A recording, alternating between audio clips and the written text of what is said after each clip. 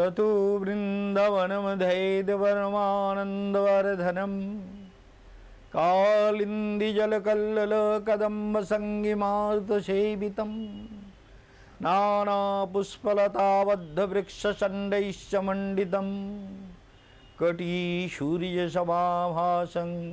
विमुक्तषट्तरङ्गकैः तन्मध्ये रत्नखचितं स्वर्णसिंहासनं महत्।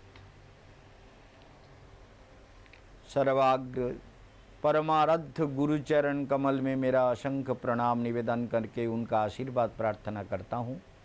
सभी भक्त मंडली विद्वान समाज मातृशक्ति को मेरा हार्दिक अभिवादन। आप लोग विचार सुन रहे हैं। भगवान ऋषभदेव ने प्रजाओं को, मनुष्यों को, अपने पुत्रों को जैसे दिव्य उपदेश दिया, वो उपदेश आप सुन रहे हैं। उस उपदेश में आप ये भी विचार सुन रहे हैं कि योग जीवन को जीवन बना देता है। योग ही मानव के जीवन में सारा अनुभव करा देता है और वेद विद्या का एक अंग है ज्योतिष। ये ज्योतिष विद्या जानना भी बहुत जरूरी है।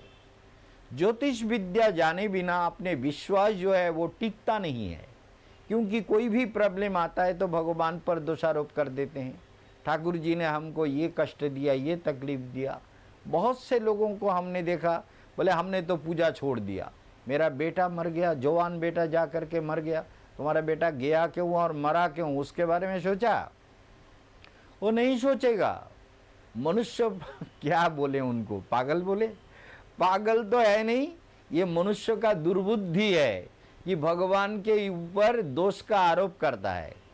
उसका दुर्बुद्धि है, उसका बुद्धि ठीक नहीं है, इसलिए भगवान के ऊपर दोष। भगवान किसी को दुखी नहीं करना चाहते। भगवान तो अमृत स्वरूप है, जिसका ध्यान करने से मन आनंदित होता है। हृदय, सारी इंद्रियां, सारी चित्त वृत्ति, सारे संकल्प, सारी इच्छाएं, सब कुछ सुंदर हो जाता है। सुंदरतम भगवान, उनके साथ जुड़ने से सब कुछ सुंदर हो जाता है। और जो भी दुख आता है वो हमारा किए हुए कर्म का फल है। इसे जो नहीं मानता वो भगवान का भजन नहीं कर सकता, क्योंकि ये वो आत्मकृतम कृत विपाकम। ब्रह्मा जी ने भी श्रीमद् भागवत में भगवान के जब स्तुति करने लगे, स्तव करने लगे, आप लोगों ने सुना होगा ब्रह्मा जी ने वृंदावन के गोप बालक और बछड़ों को सब चुरा करके गुहा के अंदर छुपा के रखा। तो भगवान कृष्ण ये सब देख करके ब्रह्मा जी को तो कुछ नहीं बोले, लेकिन अपने अंग से सारा सब कुछ सृष्टि कर दिया। जैसे जितने ब्रजबालक थे, जैसे आकृति का था, जैसे हाथ का जो डंडा है वो डंडा भी कृष्ण ही बन गए। जो विशान था, विशान वेणु, विशान जानते हैं ना, सिंगा फूंकते हैं ब्रजबालक एक दूसरे को। सिंगा फूंक के बोले मैं इधर कहीं रह गया जंगल के अंदर, चारों तरफ जंगल है ना, तो मुंह से बात करने में तो कितना चिल्लाएगा और कितना बोलेगा। विशान बजाने से समझ जाता है कि वहाँ भी हमारा एक सखा है। तो कृष्ण के सारे सखाओं के पास एक कोमर में लटका हुआ एक विशान होता था, एक वेणु माने एक बांसुरी होता था, लेकिन कृष्ण के सामने कोई नहीं बजाता था। वो कभी कभी कृष्ण को कहता था आपको भी सिखा दो, बोले सीखो। और एक था गैया चराने का डंडा। ये उनका 3 साथी था। तो ये ब्रज के जो गोप बालक थे, तो विशान अपने जो सिंगा है, गौ के सिंग से जो सिंगा बनता है, वो सिंगा एक साथ में रहता था। तो सोचिए, तो भगवान कृष्ण सभी सखाओं को लेकर वन में विचरण करने जाते थे और सभी सखाओं के साथ भगवान का इतना प्रेम था कि वो कृष्ण जब बंशी बजाते थे सबको मालूम पड़ता था कृष्ण यहाँ है। कृष्ण सब जगह बोले कृष्ण तुम यहाँ ये वृक्ष के नीचे बैठ कर ना बांसुरी बजाओ, हमको अच्छा लगता है। देवता लोग भी आते हैं सुनने के लिए, तुम यहाँ बांसुरी बजाते हो तो तुम्हारा बांसुरी इतना मधुर धुन है ना, ये देवता लोग भी स्वर्ग में चैन से नहीं रह पाते, वो भी वृंदावन में आ जाते हैं तुम्हें देखने के लिए।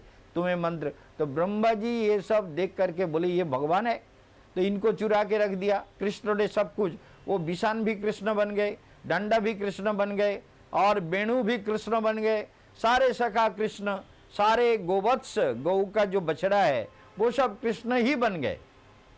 इसलिए आज का रहस्य कुछ अलग हुआ था वृंदावन में। इस बात को हम बताते हैं कि ये रहस्य वृंदावन में कृष्ण को देखे बिना कोई भी ब्रज माता अपने घर में अपने बच्चे को, अपने लड़के को लेकर के घर नहीं जाते थे। वो कृष्ण का मुखारविंद देखे बिना घर में वापस नहीं जाते थे। कृष्ण को देखे, कृष्ण को प्यार किया, कृष्ण को लाड़ किया, फिर अपने बच्चे को लेकर के घर गए। लेकिन आज से बदल गया। आज से कृष्ण को कोई नहीं लाड़ करने का इंतजार कर रहा है। आज तो अपने बेटे के अंदर कृष्ण ही है, कृष्ण ही बेटे के रूप में आया, क्योंकि वो आत्मस्य प्रियम, वो आत्मा का प्रिय है। इतना प्रिय है कि वो अपने पुत्र के ही गले लगा के, उसको प्यार करके, स्नेह करके, उससे इतना आनंद मिल रहा है जो कभी नहीं मिलता था। जो कभी इतना आनंद अपने पुत्र से नहीं मिलता था, आप जो आनंद मिल रहा है, अब कृष्ण की तरफ कोई नहीं देख रहा है, सब अपने अपने पुत्र को लेके जा रहा है। ऐसे 1 साल तक चला। बाद में ब्रह्मा जी वृंदावन में आए, बोले देखता हूँ क्या हुआ, क्योंकि ब्रह्मा जी का पद छिन गया था। ब्रह्मा जी जब ब्रह्मलोक गए थे ना, तो वहाँ कृष्ण ब्रह्मा बन के पहले से बैठे हुए थे। ब्रह्मा भी बन गए थे, सखा बछड़े तो बने, उधर ब्रह्मा बन करके भी ब्रह्मलोक में बैठ गए, और इधर से सब लोग गए जाके, मैंने ब्रह्मा जी गए, ब्रह्मा जी जाके जब घुसने लगे दारी, बोले अरे हे तुम कौन हो, तुम्हारा भी 4 माथा है हमारे ब्रह्मा जी के जैसे, हमारे ब्रह्मा जी का जैसा आदमी आया है, अरे क्या बात है, अरे रुक जाओ भाई रुक जाओ। बोले रुक जाओ, बोले क्या बोलता है, बोले क्या बोलता है, अरे आप कैसे हैं, आपके 4 माथा कैसे हो गए, आपके 4 सिर कैसे बने, अरे हमारे तो ब्रह्मा जी ब्रह्मलोक में है, उनका तो 4 माथा है, वो तो ब्रह्मलोक में है और वो बहुत अच्छे हैं, आप कौन है, कहाँ से आए, ऐसे हमको डांट रहे हो, हमारे ब्रह्मा जी कभी नहीं हमको डांटते। बोले क्या बोला, तो एक द्वारी गए, भगवान को जा करके बोला प्रभु आप जैसा एक आदमी आया जिसका 4 माथा वाला है, उसका 4 माथा है, 4 सिर है, वो कहता है मैं ब्रह्मा हूं। बोले वो अगर बात नहीं मान रहा है ना तो डंडा लगाओ, डांडा मारो, यहां से भगाओ, घुसने मत दो। द्वारी गए, द्वारी जाके बोला कि भैया तुम आराम से जाओ तो जाओ, नहीं तो हम डंडा मारेंगे, जोर से मारेंगे, दोनों मिलके मारो। दोनों मारने, ब्रह्मा जी भाग गए। बोले भी कि ये क्या हुआ, मेरे ब्रह्मलोक भी गया, यहाँ पर कौन आ गया ब्रह्मा बन करके, वो तो सीधा वृंदावन गए। बोले वहाँ कुछ गड़बड़ हुआ होगा। वृंदावन आते आते 1 साल बीत गया मनुष्य लोग के हिसाब से।